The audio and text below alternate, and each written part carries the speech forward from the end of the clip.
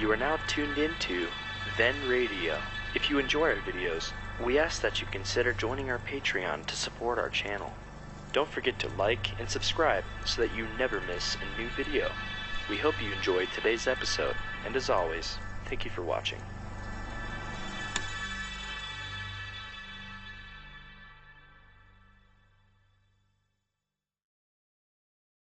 Petri Wine brings you Basil Rathbone and Nigel Bruce in the new Adventures of Sherlock Holmes.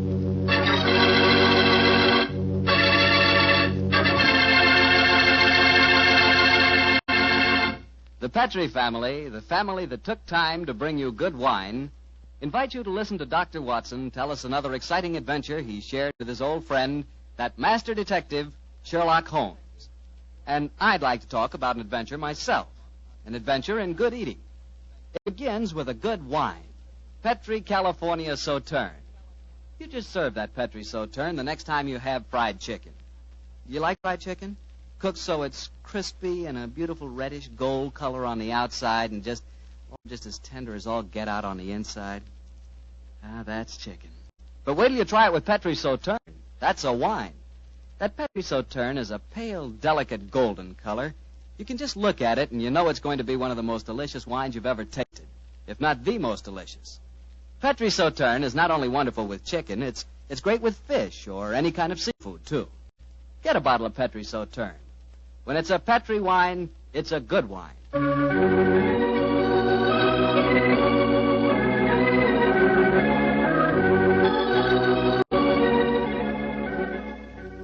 And now I'm sure Dr. Watson's expecting us, so let's go in and join him.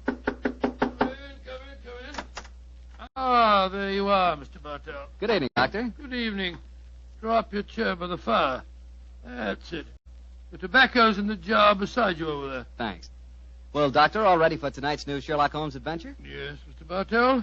Though on this occasion I'm going to tell the story a little differently. You see, I didn't take part in it myself, so I shall act as a narrator and recount the adventure as it was told me some years after it actually took place. Told you by Sherlock Holmes, I suppose. Yes. At the time the story happened, the whole world, including myself, believed that my old friend had been dead for 3 years. What did he do with himself during those 3 years, Doctor? Wandered about the world, Persia, Egypt, the south of France, and 2 years of his time was spent in Tibet, where he disguised himself as a Norwegian explorer by the name of Sigurdsson, his object being to visit the forbidden city of Lhasa. The story began as Holmes stood on the outskirts of a tiny encampment, high in the Tibetan snows, disguised as a Norwegian Sigurdsson. Surrounding him was an excited group of native guides, their fur-capped faces and shaggy sheepskin coats making them appear like strange, wild animals as they stood there gesticulating wildly. The freezing wind whirled great clouds of snow away from the mountaintop that loomed above them. And Holmes told me that he felt a premonition of impending disaster.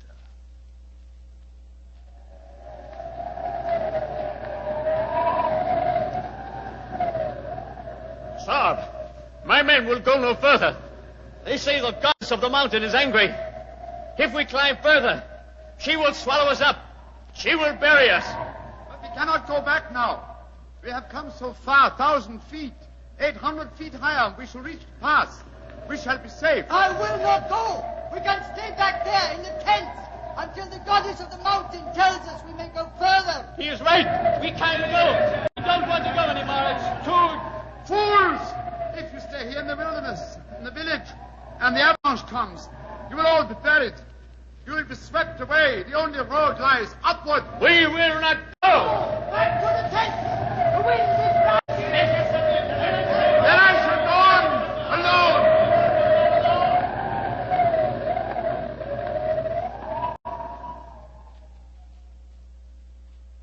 Holmes was the only one who survived.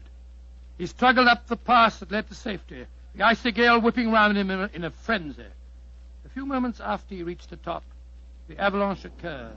The tents, the guides, and all their equipment were buried beneath hundreds of feet of hurtling, thundering snow. The way behind him was closed. He could only forge ahead.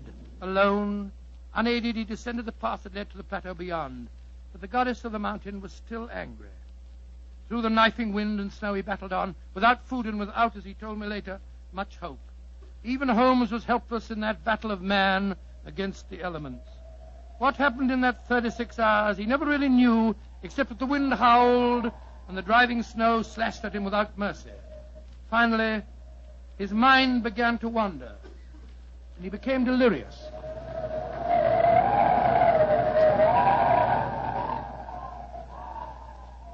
Watson, dear boy, hand me my violin, will you?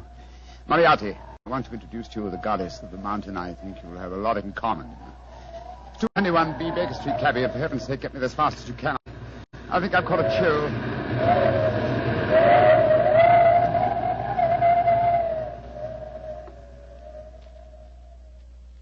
Though his mind was wandering, great strength combined with instinctive urge for self-preservation must have kept him on his feet. But finally he returned to normal consciousness to find himself jogging along a rough road in a primitive cart drawn by 2 oxen.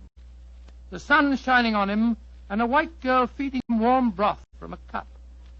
For a moment the girl looked at him with a comforting smile, and then she spoke. No wonder you look puzzled, poor man. You can't make up your mind whether you're in this world or the next. Who are you? And how did I get here, please? My name is Eileen Farley. I'm a medical missionary. I found you wandering out of your mind 2 days ago, and I've taken you under my wing. We're going to the monastery of Pancha Pushpa. I'm most grateful to you, Miss Farley. You have saved my life.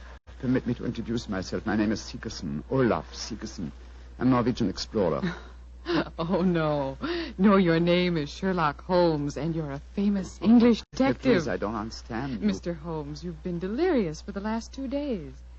In your ravings, I was delighted to learn that the great Sherlock Holmes did not die 2 years ago at the Reichenbach Falls. I can see that further simulation is useless, my dear young lady. However, I must implore you to keep my secret. It's essential that for a while longer the world continues to think me dead. You don't need to worry, Mr. Holmes.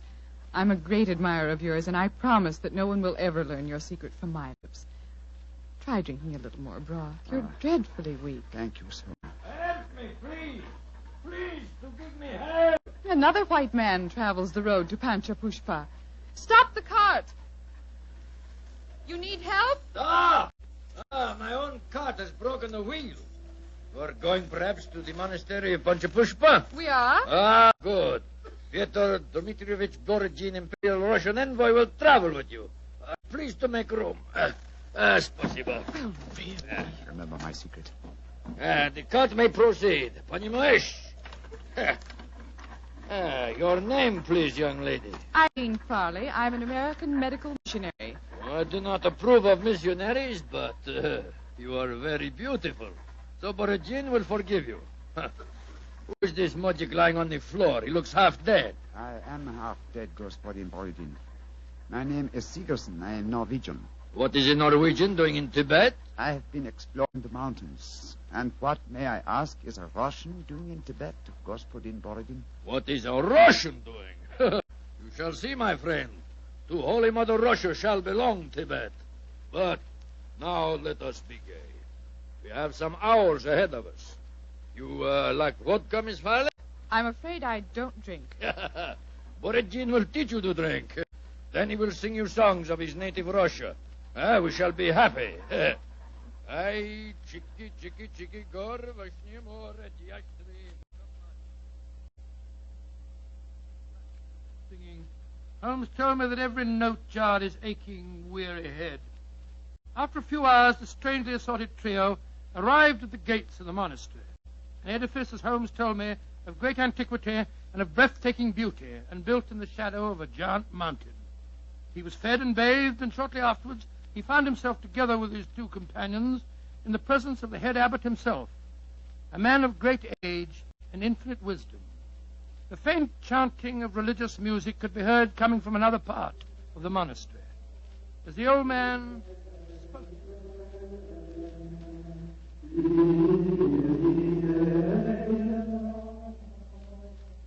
My dear Miss Farley, my dear gentlemen, I have welcomed you to the monastery, and yet each one of you has come to me separately and asked that he be given permission to go to the sacred city of Lhasa. I cannot give that permission, my children. Borodin has traveled a long way. Russia will be most unhappy if it does not get the permission. I am an explorer, Reverend Sir. Will not that fact entitle me to some consideration? I, too, have traveled a great way, sir. My children, I realize your claims, but the permission is not in my power to grant. Tibet is ruled by our Chinese overlords. In any case, I will ask you to turn your heads. The gentleman approaching us has preceded you in residence here. He also wishes to tread the road to Lhasa. You have new visitors, I see. Yes, my son. Permit me to introduce you. Sir Harvey Forrester, and this is Miss Eileen Farley. How do you do? How do you do, Sir Harvey? Gospodin Borodin from Russia. How do you do? One cannot travel the world without meeting an Englishman. And And Mr. Olaf Sigurdsson from Norway. God dag, Sir Harvey. How do you do? Please be seated. My children, the Chinese ruler in this province has heard of your presence here. He has announced his intention of visiting you. Before he arrives, I should like to ask you each a question. 4 of you, all from different countries, have traveled here to the mountains of Tibet. At this monastery, I can offer you refreshment, the opportunity of acquiring wisdom and peace. What more do you seek in Lhasa? I shall ask you each that question in turn. You, Miss Farley, what do you seek? I seek the opportunity to bring both God and health to your Tibetan people. And you, Mr. Sigurdsson? I seek to chart the true course of your mountains, and so to bring knowledge to the world. And you, Gospodin Borodin? I seek to bring about complete understanding between the great peoples of Tibet and Russia. If I succeed, Tsar and his family may consider turning to Buddhism. Indeed. And you, Sir Harvey, as representative of the British government, what do you seek? I shall not join in this contest of wishful thinking. I merely remind you, sir, that your government has signed a treaty with mine. And was not that treaty forced upon us by our Chinese overlords? No, my children.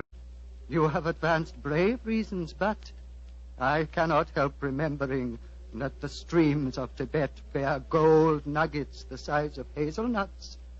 You foreigners, in your pitiful ignorance, esteem gold. That signals the arrival of Watson, the Chinese emissary. Your problems will soon be settled, my children. I will acquaint him with your request. Why are you smiling, Mr. Holmes? At the name of the Chinese overlord, Watson. Must avoid falling into old habits and saying, elementary, my dear Watson. Shh. He's going to speak. Silence! Silence! The abbot has told me your wishes. I will hold conference. American lady and Norwegian will not be allowed. Only Great Britain and Russia have treaties with my country. I insist that I have prior right over the Russian representative. Short wash me. I represent the Tsar, and Russia is your neighbor. I demand my diplomatic privilege. Follow me. I will decide these things, not you. I shall inform the British consul in Peking if proceedings... This is an given insult this to the man. Tsar. Holy Mother Russia will never... Well, Mr. Holmes, it looks as if you and I, at any rate, don't get to Lhasa. No, You look worried.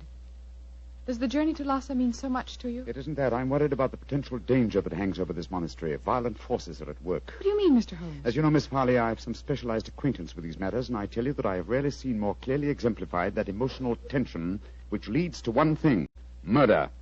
That is what I'm afraid of, young lady. Murder. That was what Holmes was afraid of. Later that day, as the sun was setting over the mountaintop, the old abbot walked slowly in the monastery gardens as he talked to the man who he thought to be Sigurdsson. Mr. Sigurdsson, what can I do to help you? Our conversation has pleased me.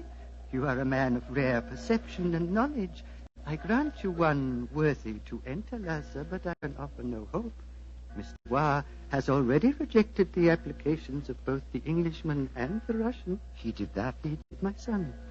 He told me they were both very angry and threatened him. If anything were to happen to the Chinese emissary, would you have the right to grant permission for the journey to Lhasa? Yes, until the new envoy arrived at Peking.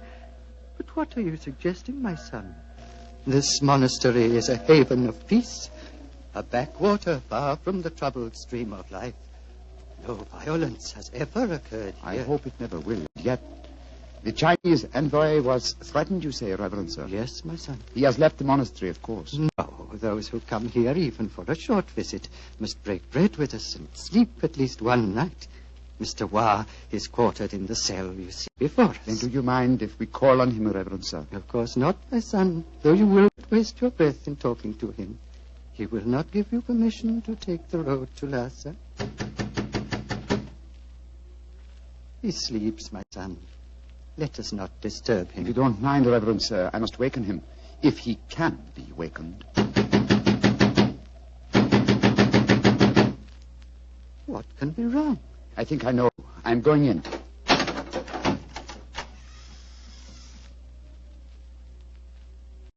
There is your answer, Reverend Sir.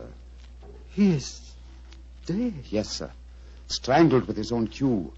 Oh, the poor misguided man has taken his own life, my son. No, sir. Look at those marks on his shoulder. He has been murdered. But what are we to do? As it happens, Reverend Sir, I've had a certain amount of experience with these matters in my own country.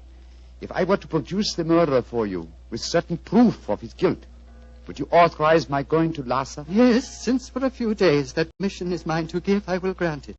You fill me with a strange confidence, but how will you find this taker of life? I can't tell you now, sir, but I shall find him.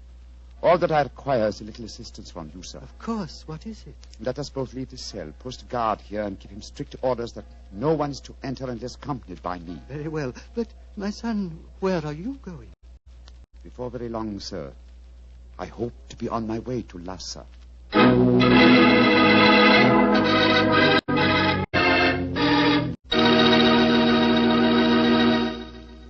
Dr. Watson will tell us the rest of his story immediately, so I'll just take a second to remind you that hamburgers, hamburgers, are practically an all-American food. We all love a good hamburger, but wait till you taste a juicy hamburger together with a glass of Petri California Burgundy. Boy, that Petri Burgundy is a hearty red wine that's just the best friend a hamburger or steak or any kind of meat dish ever had. So remember, if you want a red wine for dinner, you want Petri Burgundy. If you prefer a white wine, you want Petri Sauterne. And if you can't make up your mind which you want, it's simple. Don't buy one, buy two. But always buy Petri. Petri, Petri. Well, Dr. Watson, it seems to me that Sherlock Holmes was in a tough spot. There he was, thousands of miles from England. A murderer was running loose. Holmes was in disguise. And he hadn't got you to help him on the case. Oh, thank you, Mr. Bartell. I must say I think that I always was useful to my old friend, but I wasn't there. So this time he enlisted the services of Eileen Farley, the American girl. Immediately after he'd left the cell of the murdered man, he'd gone to Miss Farley and told her of the tragedy. As they returned to the scene of the crime, he found that his instructions had been carried out and that a guard was barring the entrance to the dead man's cell. There's a guard in front of the cell. My instructions. The abbot gave you your orders. Yes, you may go in. Please close the door behind us. I'm sure your nerves are up to this, Miss Farley. It's not a pretty sight. I've seen sudden death before, Mr. Holmes. In any case, I wouldn't dare appear frightened. I'm so flattered that you asked me to help you. You were the only one who knew my true identity. That's why I suggested that you take my old friend's place. I needed, what shall I say? I needed a sounding board for my deductions. Wait a minute, here. I'll light a match. There we are. Now, here's a candle. Oh! I warned you it wasn't a pretty sight. Hold the candle, will you please, Miss Farley? Thank you. This isn't hard to reconstruct. The killer stood behind his victim, held him by the left shoulder. So, wound his cue around his neck and pulled back. Yes. The marks are self-evident. Hello. What's this on the floor at his feet? A cigarette. Dropped as it was burning, I should think. And now it's nothing but ash. Exactly, ash. Now, which of the visitors at the monastery smoke cigarettes? Yourself, the Russian, and Sir Harvey, the Englishman. I think we may justifiably omit myself from the list of suspects. So that narrows us down to two. Look, Miss Farley. What is it? There are clear traces here to the naked eye, not only of tobacco ash and paper, but of cardboard. But what does that signify, Mr. Holmes? The case is nearly solved. Come on, young lady. We must pay a visit to Borodin's cell at once.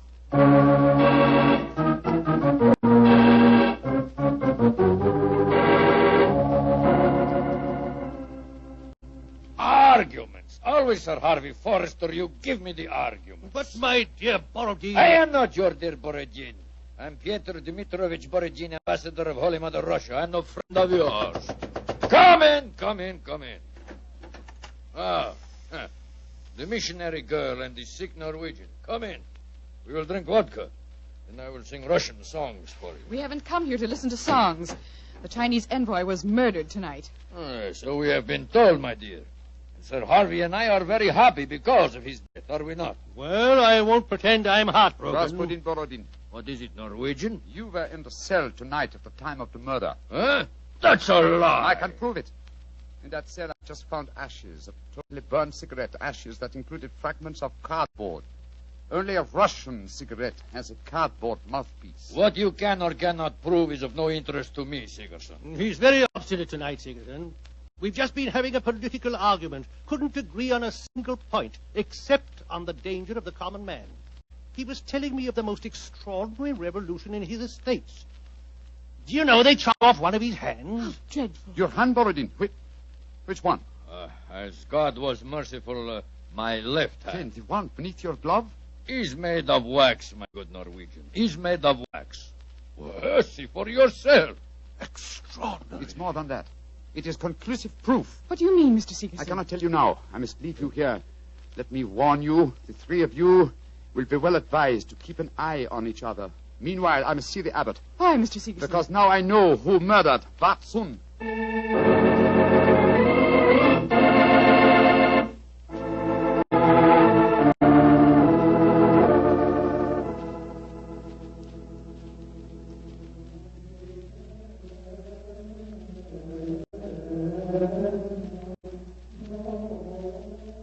Pink fingers of dawn are stealing across the mountaintop, my son.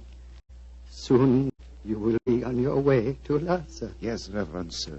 You have kept your promise. You kept yours, Mr. Sigurdsson. The Chinese soldiers have arrived, and the taker of life has been given into their custody. Before you leave, my son, I want you to do something for me. Anything, Reverend Sir. What is it? The hooded figure in the corner is that of the monastery scribe. He keeps our annals. I want you to explain for our records how you knew which one of the three was the taker of life. It was not difficult, sir. The killer had gripped Vatsun's shoulder with the left hand, while the right was used to strangle him. Therefore, the Russian Borodin could not be the killer, since his left hand was artificial. Quite so. It was, as you told me, made of wax. Then... But the clue of the cigarette pointed directly to the Russian. Therefore, it had obviously been planted there deliberately to incriminate him. Now, there is no trained police force in Tibet. We need no police. There is no crime here, my son. But continue. Why should the cigarette be planted to incriminate the Russian? Unless there was someone capable of making the deduction from a handful of cigarette ash. Therefore, the murderer was the one person who knew my true identity. Miss Eileen Farley, supposed missionary. No missionary.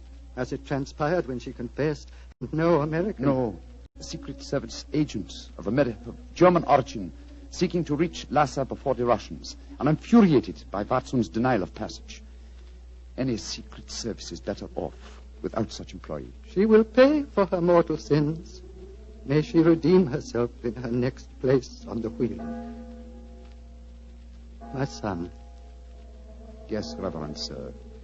You are about to leave me, and I shall never see you again. Though evil and death came to Pancha Pushpa and to my monastery in the caravan that brought you here, I shall miss you, my son. I shall miss you greatly. And I you, Reverend Sir. Would you consider staying here? I can only offer you peace, a shelter from the outside world, and quiet companionship. Three great gifts, sir. But I cannot take them. My work is not done. I must go on. Of course, my son. It was an old man's dream. One last question. What is it, sir? You spoke of your true identity just now. Who are you, my son? Reverend Sir, I cannot tell even you the answer to that question. One day, perhaps, but not now. Let us just say that I have wandered through a world of trouble, just as you have remained tranquil in a world of peace. I hope, sir, that we shall meet again. I hope so, too. Goodbye, my son. Goodbye, Reverend Sir. Goodbye.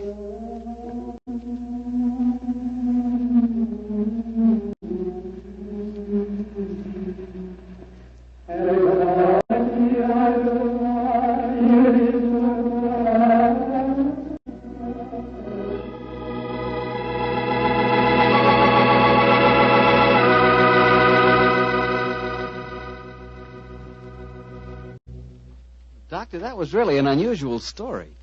You told it so well, I felt you were actually a part of it. No, my boy, as I said, the story was told me by Holmes. I've never been to Tibet. Been to India, of course. I never really wanted to go to Tibet. Horrible mountains, terrible weather, lots of bandits on the roads. Sort of dangerous place. Doctor, you're not afraid of danger, are you? 10 years ago, Mr. Bartell, a question like that had been an insult. Today I realize that all of us, unless we're stupid, have some fear of danger. I would say that I'm definitely not a coward, nor am I a thrill seeker, but I've done with searching for something new. Me too, Doctor. I'm through searching for something new also. Now that I've found Petri wine, I'm going to stick to it. Mr. Bartell, no matter what we talk about, when you say it, it always sounds like Petri wine. Well, why not? I can't think of a more delicious wine. And no wonder. The Petri family has been making the fine Petri wines for generations. Ever since the 1800s, they've handed on down from father to son, the fine art of turning luscious, sun-ripened grapes into fragrant, delicious wine. And because the making of Petri wine is a family affair, you can rest assured that the Petri family takes pride in doing a good job. They won't put that name Petri on any wine that isn't up to the high Petri standards. Yes, if it's Petri wine, you know it's good wine. Because Petri took time to bring you good wine. Well, Dr. Watson, what new Sherlock Holmes adventure do you plan to tell us next week? Well, now, next week, Mr. Bartell, I'm going to tell you a story that started off in a very light-hearted way and ended on the same note. And yet it involved Sherlock Holmes and myself in serious danger and caused us intense humiliation. I call it The Adventure of the Pigeon Feathers. Sounds swell, Doctor. Oh, thank you very much. And before you go, I want to remind the families of our returned veterans that their sons are more than heroes. They not only fought bravely, but in the armed forces they acquired new skills, learned or bettered themselves in some trade or furthered their education. Our men have returned with a new maturity and a new wisdom. They'll be more valuable to past or to future employers and more valuable to their country. The greatest assets America has at this moment are her veterans. Remember that. Good night.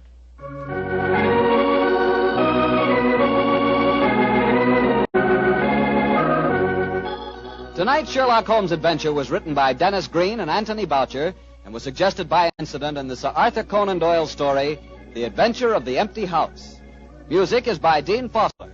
Mr. Rathbone appears through the courtesy of Metro-Goldwyn-Mayer, and Mr. Bruce through the courtesy of Universal Pictures, where they are now starring in the Sherlock Holmes series.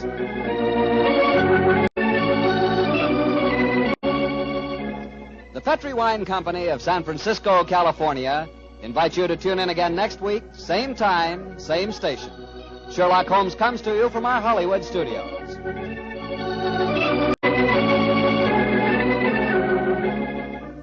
This is Harry Bartell saying goodnight for the Petri family. For a solid hour of exciting mystery dramas, listen every Monday night on most of these same stations at 8 o'clock to Michael Shayne, followed immediately by Sherlock Holmes. This is the Mutual Broadcasting System. This is the Mutual Broadcasting System. This is the Mutual Broadcasting System. This is the Mutual Broadcasting System. This is the Mutual Broadcasting System. This is the Mutual Broadcasting System.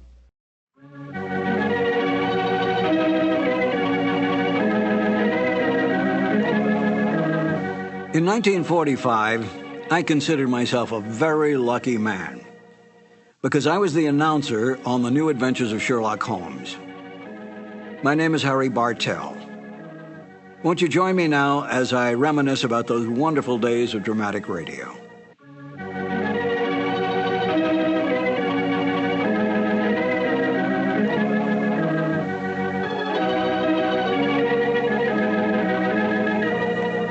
Glenn Hall Taylor was the producer of the show. He was the Young and Rubicam representative, Young and Rubicam being the advertising agency for Petri Wines.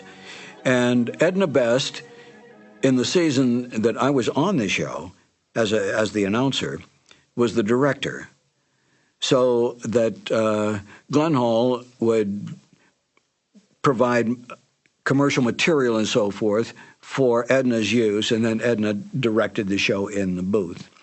She was the one who made all the line changes, all the timing changes, all the cuts, and so forth. I know that Glenn Hall, I think, directed it 1 year.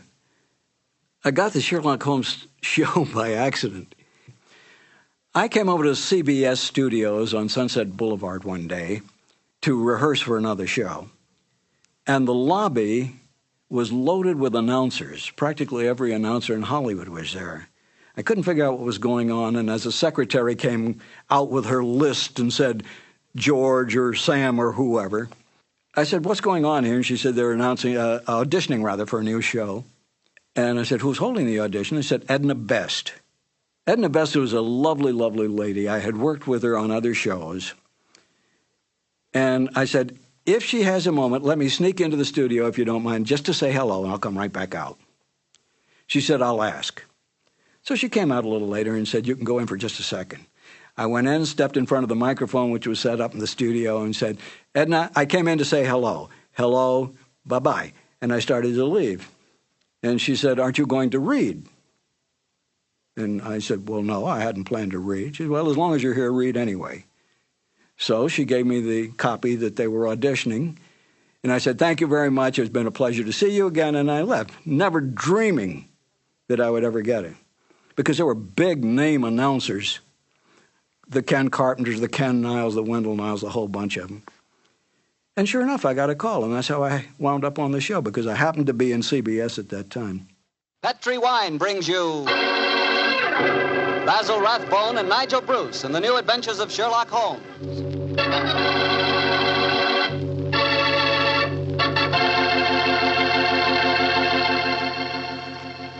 The Petri family, the family that took time to bring you good wine, invite you to listen to Dr. Watson tell us another exciting story about his good friend, that master detective, Sherlock Holmes. And I'd like to tell you something that maybe you already know. The fact that America's favorite wine is port wine. Did you know that? Well, if you didn't, you'll know why port is the way out front favorite if you'll just sample some Petri California port. You just look at that Petri port and you know it's good. That wonderful, deep, rich red color. And Petri port is so clear. Well, just hold it to the light and you can sort of see right through the glass. But what you really want to know about a wine is how does it taste? And I'll tell you something, I've never yet been able to find the adjective that'll do Petri port justice. It's wonderful, honest. You just got to taste it for yourself and find out for yourself. You love that Petri port in the evening after dinner when you're sitting around listening to the radio. And it's perfect to serve your friends when they come over. Oh, and you can show that Petri label, too. In fact, you can show it proudly, because the name Petri is the proudest name in the history of American wines.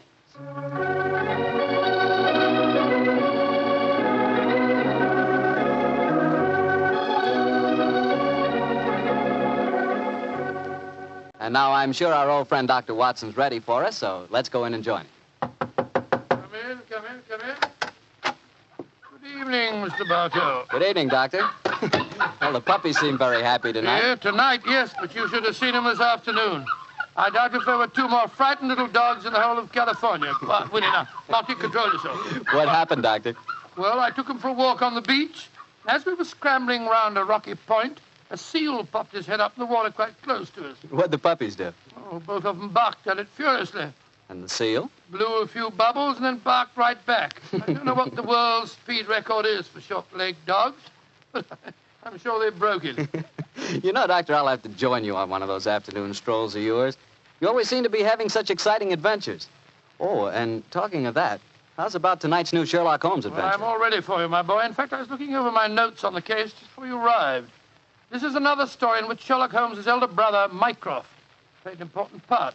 Mycroft Holmes was 7 years older than Sherlock, and some said it is superior in powers of observation and deduction. That sounds like heresy, Doctor. No, young fellow, my lad. Holmes himself was the first to admit it. In fact, if it hadn't been for his incurable laziness, Mycroft could have been a formidable rival to his younger brother. However, Mycroft did hold a position of considerable importance at the Foreign Office, and it was there that tonight's story begins. It was in the winter of 1899, and Mycroft Holmes, after a gourmet's lunch, was reclining full length on a leather settee. His eyes were closed, his hands were folded across his stomach, and his breath came rhythmically. A cynic would have declared that Mycroft Holmes was taking an after-luncheon snooze. But Mr. Holmes' secretary, a gentleman by the name of Gardner, was a realist. He tapped on the door discreetly. Then he rapped on it. And still there was no response, so he opened the door and entered. After a moment, he gave what he thought was a discreet cough. Mycroft Holmes opened his eyes and folded his hands and said, "Found it, Gardner. Must you come in here and bark at me so soon after lunch?" I'm sorry, Mr. Holmes, but I thought that... You thought that as I was lying down with my eyes closed that I must be bored, and so you came galloping in. Oh. Well, what do you want? There's an old lady outside, sir. She insists on seeing you personally. I've tried to get rid of her, but... What's her name? Mrs. Hudson, sir. Mrs. Hudson? Huh. Show her in, Gardner. Show her in. Very good, sir. Undoubtedly a message from young Sherlock. How are you, Mrs. Hudson? Oh, good day, Mr. Holmes. I'm sorry to interrupt you, but I won't take up much of your time. Sit down, won't you? Don't leave us, Gardner. I may need you in a few minutes. Very good, sir. Now, Mrs. Hudson, what's the message? Message, sir? Didn't my brother send you with some message that he was afraid to entrust to the ordinary channels? He's always so confoundedly dramatic. Oh, bless your heart. No, sir. I've come to you with a little problem of my own. I didn't like to bother Mr. Sherlock Holmes with it. He's been so busy lately, and he's looking very tired. And so you came to me. Delightful. I thought you wouldn't mind, sir. You've always been so nice and friendly to me. Pure laziness. It is less effort to keep an old friend than to make a new enemy. But tell me your problem. Well, it's really my sister's problem, sir. She keeps a boarding house at 14 Kensington Garden Square in Bayswater. And she's convinced that one of her boarders, a man who has a room on the first floor back, she's convinced that he's a birdman. And what in heaven's name is a birdman? Do you know, Gardner? No, sir. I can't imagine. Oh, it's like a werewolf, gentlemen, except that the man turns into a bird. Oh, come now, Mrs. Hudson. Oh, I know it sounds daft, but my sister's in a dreadful state. Of course, I've been with your brother long enough, sir, to know that such things are nonsense. But how can I prove it to her? What reason does your sister give for holding a strange belief? She keeps finding pigeon feathers in the room. Now, the man doesn't keep pigeons, sir. My sister knows that for a fact. Has she found any traces of scattered food on the window ledge? None, sir. No signs of any pigeons, except the feathers. My sister's a wee bit fey, Mr. Holmes. She's the 7th daughter of a 7th daughter, and you know what that means. Just the same, she's not imagining things, sir. She's shown me the feathers herself. Where were they, Mrs. Hudson? Somewhere on the floor by the end of the bedstead, sir. I brought some along with me. Here, sir. And we found some more in the gentleman's cupboard where he keeps his clothes. By George, I wonder What is it, sir? I'll tell you in a moment, Gardner. Mrs. Hudson, this matter will require a little private investigation. You may return to your sister and tell her not to worry. I shall get in touch with you as soon as my inquiries are completed. Good day to you. Good day, sir, and I'm very much obliged to you. Well, Gardner, what do you make of it? An old wives' tale, sir. You're not treating it seriously, are you? Yes, I am. One of these feathers shows evidence of having had string tightened round it. That suggests a captive bird.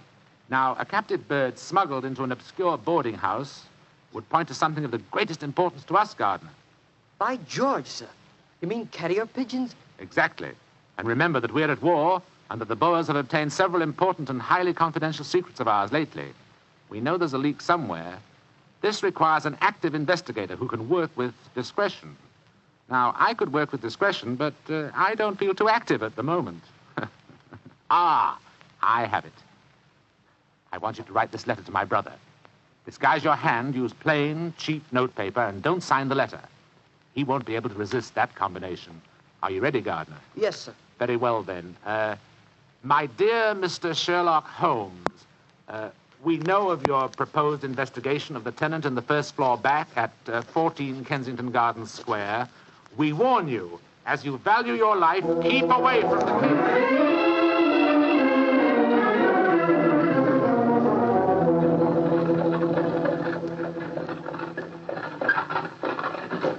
We warn you, as you value your life, to keep away from the case. And that, my dear Watson, is why we are driving towards 14 Kensington Gardens Square, disguised as building inspectors of the London County Council. Well, I must say it's a very challenging letter, Holmes. Unsigned, yes. I notice. Written on cheap notepaper and in a disguised hand. No clue there, I'm afraid. Well, we're entering the square, Holmes. Let's stop the cab here.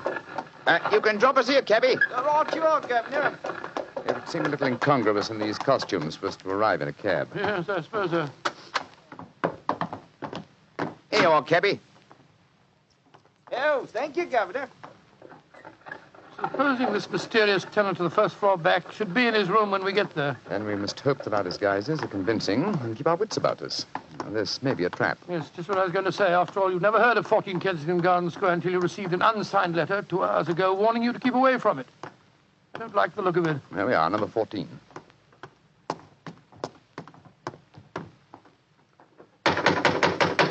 I suggest that you let me do most of the talking. Good Lord, yes. My Cockney accent doesn't compare with yours. Who do you want to see? We're from the London County Council, we are. We've had complaints about a leaky gas jet in the first floor back. Oh, that's Mr. Green's room. He ain't home. Oh, that don't matter, my dear. We'll go up and take a look. Come on, Bertie. Right, you are, Alfie. Want me to show you the way? The missus is out shopping. No, thanks, dearie. Me and Bertie can't get lost, can we, Bertie? No, of course we can't. Of course we can't. Oh, look at him laughing. Come on, Bertie. Oh, I do like to be beside the seaside. Oh, I do like to be beside the sea. Dilly-um-pa-pum-pa-pum, dilly-um-pa-pum-pa-pum. Nice house, Bertie, ain't it? Yes, Alf. Nice as can be, this house. Oh, I do like to be beside the seaside. I do like to be beside us.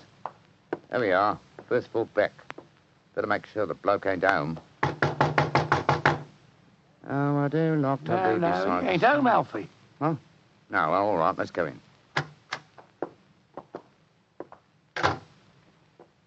Oh, so this is the mysterious room, eh? Well, it looks perfectly ordinary, doesn't it? Yes, a depressing example of the squalor of boarding house life. Hello. What's this on the bedspread? Feathers. Must have come out of the pillow. No. These are pigeon's feathers, old chap. And look here, Watson. Attached to the bed rail. Yeah, it's only a piece of string. String, yes, but with a small metal ring on the end. A ring such as is used to place around a homing pigeon's leg. But why should someone keep carrier pigeons in an obscure boarding house like this? Yes, why indeed, why indeed? The answer could be that the tenant of this room is engaged in some sinister activity that requires the use of carrier pigeons in sending messages. Yes, there's no evidence of the birds being kept here. That's true, fellow, that's true. Possibly the owner of this room is given a pigeon by one of his superiors, brings it here, affixes his message, and releases the bird. But why couldn't he just take the message to where they keep the birds? Well, in that way, he would run the risk of being picked up with dangerous and incriminating messages on him. What kind of skullduggery involves the use of carrier pigeons, you suppose? We're at war with the Boers in South Africa, Watson. What could be more logical than that a spy in their pay should be using this method to smuggle important information out of the country? By Jove, yes, Holmes. I wouldn't mind betting that... Shh! Somebody coming. Look out. Who are you? What the devil do you think you're doing in my room? Well, my name's Bertram, and I come here to look at your gas pipes. Don't lie to me. Who are you? It's like I say, Governor, my name's Bertram, and I come from the London County Council. Very well, then. If you won't tell me the truth, perhaps this revolver will make you change your mind. Look here, Governor, look here, Governor. Grab his revolver, Watson. Yes, right. Holmes, where were you? I slipped behind the door as this gentleman opened it. Yeah, me, sir. Your overcoat coat seems extraordinarily well filled with chest, doesn't it? Why not slip it off? Yeah. It's a bit warm in here. Let me alone. Joe, you were right, Holmes. He had a pigeon under his coat. Yes, see if you can catch the bird, will you, old chap? All right, here. Come on, Pidgey. Pidgey, come on, little fella. Come along, Pidgey. There he comes. That's it. Look at the little fella. Snuggled up on my arm. Friendly little fellow, isn't he? Yes, Look out, Watson. The gentleman's revolver. He's going after it. When I get it, I'll... A beautiful uppercut, Holmes. I'm afraid he'll be unable to talk to us for some time. How fortunate he told us where the message was hidden before we indulged in this little set, What do you mean? He didn't say anything about a message? No, not verbally, but I was watching his reflection in the mirror as he entered the room. His eyes first glanced at this top drawer on the dresser here to see if we'd touched it. It was obviously the most important spot in the room. Let's see. Here we are. A message already rolled up and in its container. Oh? What does it say, Holmes? It's in code, which is not surprising, but I don't think it'll be very difficult to decipher. Yes, and when you've done that? Then, my dear fellow, I shall compose a code message of my own and persuade this pigeon to lead us to its master.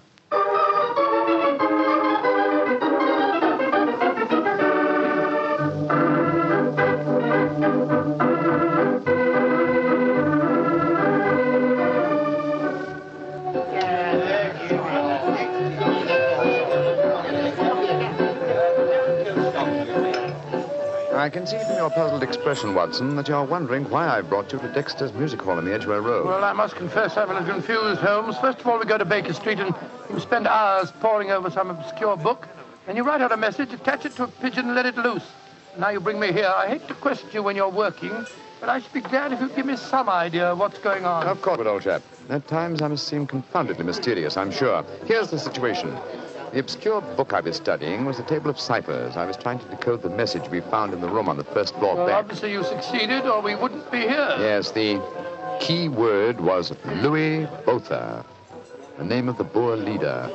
The message was a report on the number of troops now in training at Aldershot. Then you were right. We're mixed up with a ring of enemy agents. Obviously, old chap. So I kept the original message and composed another using the same code and dispatched it by carrier pigeon. Well, what did you say in your message? Meet me tonight, 8 o'clock, table number 3 at Dexter's Music Hall. What made you choose this place as a rendezvous? Well, I happen to know that it's a common meeting place for underworld characters.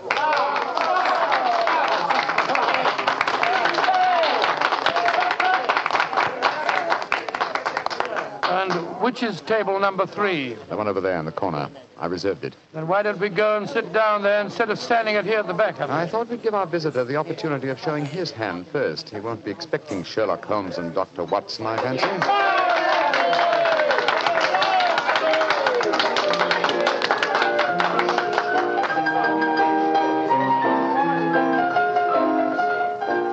Good Lord, look at this woman coming on to sing. You ever see so many feathers? I'm not allowed to have a bow except upon the sly. So yesterday he came and took me walking through the night. Holmes, look. A man just sitting down at table number 3. What's with it? Look. It's Sid Trimble. Sid Trimble? Who's he? A dangerous criminal who once worked for the Moriarty gang. We've caught a prize pigeon, Watson. Better have your revolver handy, old chap. Undoubtedly, he'll recognize us. Right you are, Holmes. Come on, then. Out in the clover, they've trampled it since morn. Go and drive them, Maggie, to the old. I'm so glad you're able to keep your appointment, sir. Sherlock Holmes. This is a trap. Don't try any tricks. I've got a revolver here, Sid. How'd you like this table in your face? Watson, you didn't shoot him, did you? No, he knocked my hand. The revolver went off. The shot went wild. I swear it did. Yes, of course. Look at the wound. There are no powder burns. The shot was fired from some distance. Holmes, he's dead. Out of the way! Out of the way, please. Now then, what's going on here? Constable, this man has been killed. Yes, and it's easy to see who did it. Well, I didn't do it, Constable, if that's what you're thinking. No? Then why are you standing here with a smoking revolver in your hand?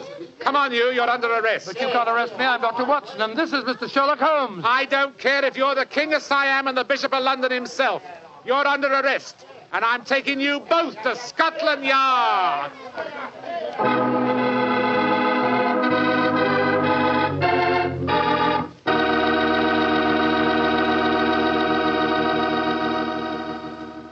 You'll hear the rest of Dr. Watson's story in just a second. And if you don't mind, I'll take that second to say just one word to the ladies. And that word is muscatel. Petri California Muscatel. I want you women to know about it because Petri Muscatel is one wine that practically every woman likes. Maybe because it's such a beautiful color, like pale gold. But I guess really because Petri Muscatel brings you the wonderful flavor of luscious, sun-ripened Muscat grapes. And that's a flavor. Try Petri Muscatel after dinner or any time as a change from Petri port. Have a bottle of each on hand. When you buy Petri wine, don't buy one, buy two. Remember, if it's a Petri wine, you know it's a good wine. Dr. Watson, that was really one for the books. So you got yourself arrested on a murder charge. Yes, Mr. Bartell. It's a very humiliating experience. I was taken off to Scotland Yard in the Black Marat. Just like any common criminal. The wretched constable wouldn't listen to a word that I'd got to say. Well, Sherlock Holmes went with you, of course. Naturally, but as we arrived at Scotland Yard, my mortification was complete, and I found that I was led into the presence of our old friend, Inspector Lestrade.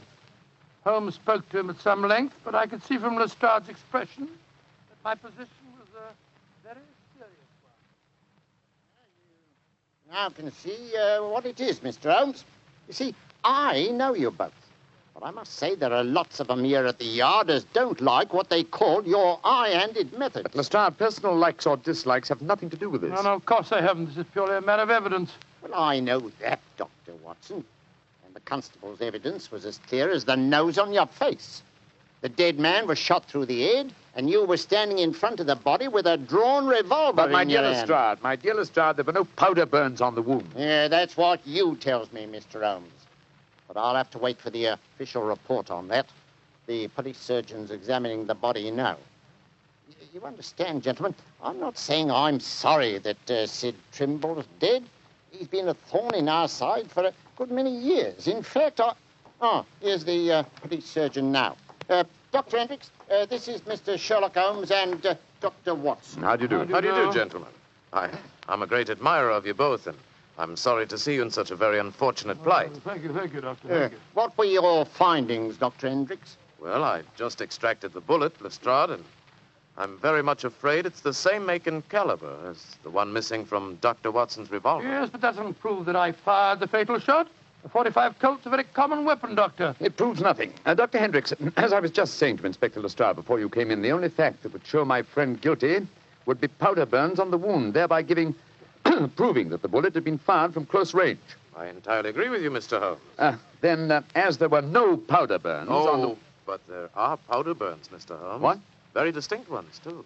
Lord, I don't understand, Holmes. I'm sorry, gentlemen, to be the bearer of bad tidings, but I have my duties to perform. Yes, and I'm sorry, too, Dr. Watson. Huh? I'm afraid I'm not going to be able to let you leave here. You must consider yourself under arrest.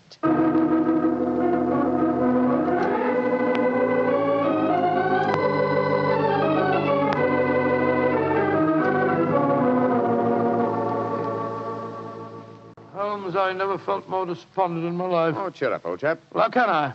Locked up in a prisoner's cell. Looks as if I might end up at the gallows. Don't worry, Watson. You'll be out of here before the night is over. I promise you that. I wish I felt as confident as you do. How do you propose to do it? Oh, with the aid of a little hard thinking. Thinking? That won't unlock any cell doors, thinking. But it will, old fellow. It's obvious someone's deliberately trying to incriminate us. Let's try and reconstruct the killing logically. Sid Trimble was a member of an espionage ring. I sent him a false message. After he'd left to keep the appointment, one of his colleagues trailed him to the music hall and killed him before he could betray anything to us. Yes, that's undoubtedly the way it happened. The powder burns, Holmes. How do you account for them? There were none just after the shot was fired. We know that. And yet Dr. Hendricks assures us that there are very distinct powder burns now. May we come in, gentlemen? Yes, of course you can, Dr. Hendricks. Oh, hello, Lestrade. Yes, I thought we'd come and chat with you, Doctor. Well, that's very nice of you, gentlemen. Yeah, not a bit of it, Doctor.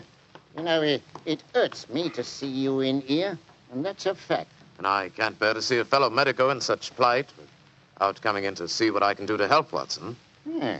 You're very quiet, Mr. Holmes. Am I, Lestrade? I was thinking. You see, Watson, old chap. I have it. You have what? The answer.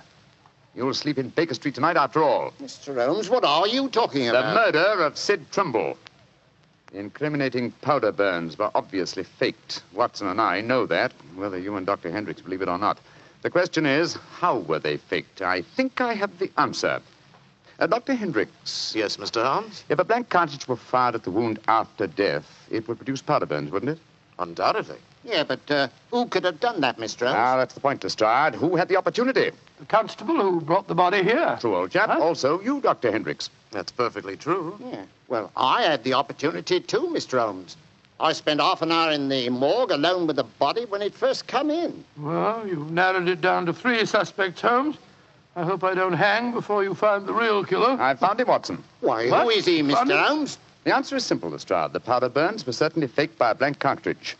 Now, if a blank cartridge were fired into a wound, the wadding would have penetrated and distorted the wound. Yes, but supposing the person had removed the wadding from the blank, Mr. Holmes. Its effect would still be quite apparent to the police surgeon who removed the bullet. Am I correct, Dr. Hendricks? Entirely. A surgeon could not fail to identify the marks, Mr. Holmes. Exactly. Therefore, only one person could have fired that blank cartridge without detection. The same person who made the incision necessary to remove the cartridge would also remove all traces of the shot. You yourself, Dr. Hendricks. Holmes, I believe you're right. That's an ingenious theory, Holmes. Surely you're joking. Am I? And how do you account for the pigeon feathers on the collar of your coat? I'm not... The devil with you, Holmes! Here, come back here. Doctor, constable, don't let Dr. Hendricks get away. Great Scott. Scotland Yard itself harboring an enemy agent. Upon my soul, Holmes, you've done it again. I must say you've got sharp eyes. I didn't see those pigeon feathers on Hendricks' collar. Confidentially, my dear fellow, neither did I. But Hendricks' guilty conscience knew they might be there. It was a shot in the dark, and I had to take it. If you'd spent the night in a prison cell, I should never have heard the end of it, I'm sure. Never.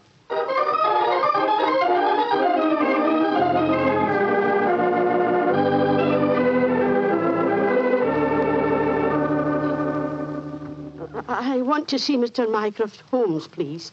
Follow me, Mrs. Hudson. He's expecting you. Aye, sir.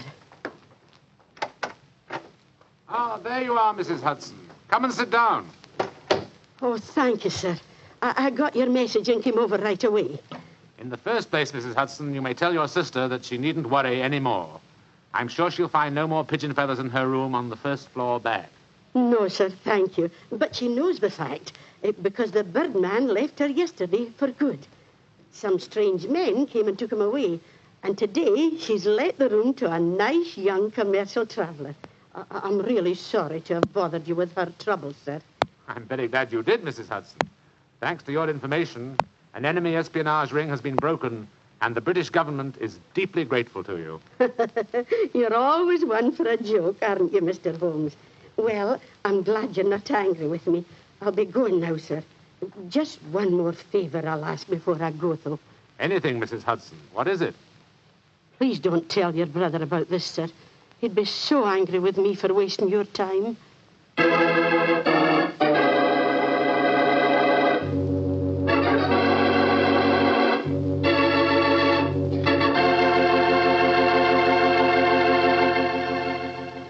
Well, Doctor, that was really a swell story tonight.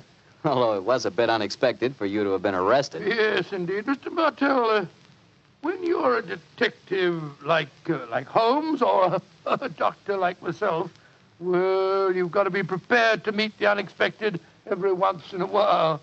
I suppose so. Of course, you wouldn't know about things like that, being a wine expert yourself. Oh, now, wait a minute, Doctor. From the way you talk, you'd think I spent every waking moment in a nice, cool wine cellar, tasting wine from morning till night. Well, don't you? Oh, now, Doctor, I'm no more a wine expert than you are. All I know about wine is that it either tastes good or it doesn't. And I know that Petri wine does taste good. And that's because the Petri family took time to make good wine. Generations of time. Why, the Petri family's been making wine ever since they started the Petri business way back in the 1800s. And since the business has always been family-owned and operated, they've been able to hand on down from father to son, all they've ever learned about the fine art of turning luscious, sun-ripened grapes into fragrant, delicious wine. And they've learned plenty. So no matter what type wine you want, for any occasion, you can't go wrong with a Petri wine because Petri took time to bring you good wine. Well, Dr. Watson, what story do you have lined up for us next week? Well, now, next week, Mr. Bartell, I'm going to tell you a weird adventure that Sherlock Holmes and I had in the East End of London. It concerns a most unusual stage play, a badly frightened actor, and a blood-stained razor. I call it The Strange Case of the Demon Barber.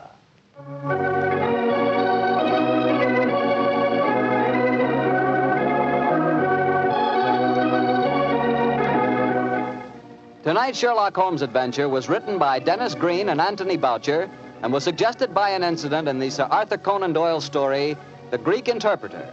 Music is by Dean Fossler. Mr. Rathbone appears through the courtesy of Metro-Goldwyn-Mayer, and Mr. Bruce through the courtesy of Universal Pictures, where they are now starring in the Sherlock Holmes series.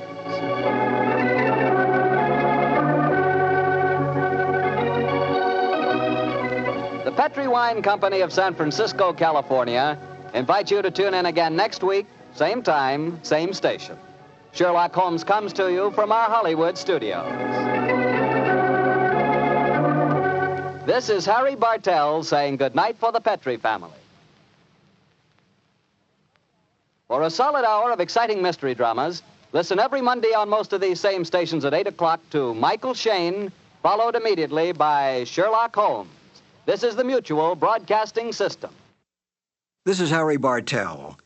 I'll be right back with another new adventure of Sherlock Holmes.